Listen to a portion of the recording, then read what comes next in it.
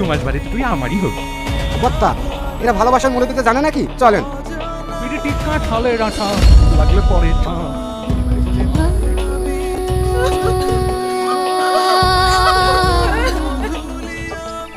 কাল সিনেমা দেখতে গিয়ে কি মজা যে হয়েছে।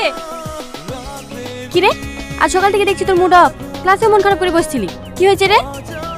ও কিছু না। নিশ্চয় টনির কথা ভাবছিলি? না রে, আজ মহেশবাবু এসেছিল। 2 মাসের মধ্যে টাকাটা শোধ করতে না পারলে বাধ্য হয়ে ওকে বিয়ে করতে হবে। বিয়েটা সস্তা নাকি? ওই বুড়ো ভাঙ্গে কে বিয়ে করবে? আচ্ছা সালমা, চল টনিদের বাড়ি যাই। দারোয়ানের কাছ থেকে যদি কোনো ঠিকানা পাওয়া যায়। আরে এত কি ভাবছিস, চল তো। কাকা, টনি কবে বাড়ি ফিরবে আপনি কিছু জানেন? না রে মা। আচ্ছা কাকা, টনি ফোন নাম্বার জানেন? দেখো মা, ওর ফোন নাম্বার জানলে আমি তোমাকে দিতে পারবো না, কারণ এটা বড় সাহেবের অর্ডার। তোমরা এখন যাও, বড় সাহেব দেখলে আবার বকাবকি করবে। টনি আসলে আমি তোমাদেরকে খবর দেবো।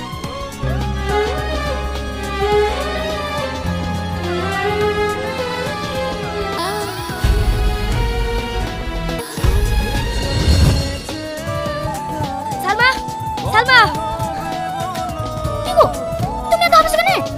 আমার আব্বা আমাকে কলকাতা লিখে গেছে। তুমি কবে ফিরবে? আমি কিচ্ছু জানি না। তুমি কলকাতায় গিয়ে আমাকে ভুলে যাবে না তো?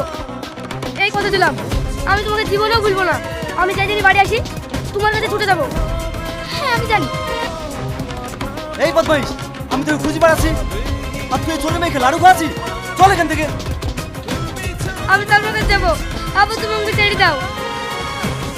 এই চল।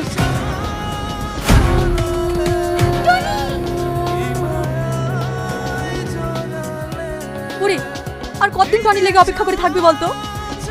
সারা জীবন। ওকে আমি কোনোদিনও ভুলতে পারবো না। এই পরীক্ষা তো শেষ হয়ে গেল, চো সবাই মিলে আমরা দার্জিলিং ঘুরে আসি। টিকিট নিয়ে যাবি তো?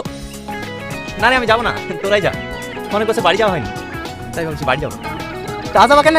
তুমি যে কিসের জন্য বাড়ি যাবা তা আমরা ভালোভাবেই জানি। হ্যাঁ তুই ঠিকই ধরেছিস, আমি সালমার জন্য বাড়ি যাচ্ছি। তোর সঙ্গে আমার 10 বছর দেখা। আচ্ছা তুই কি করে ভাবলি তুই 10 বছর পর বাড়ি যাবি আর তোর লেগে অপেক্ষা করে বসে থাকবে? আরে ও গ্রামের মেয়েরে ভাই, একটা বিয়ে শাদী করে সংসার করছে।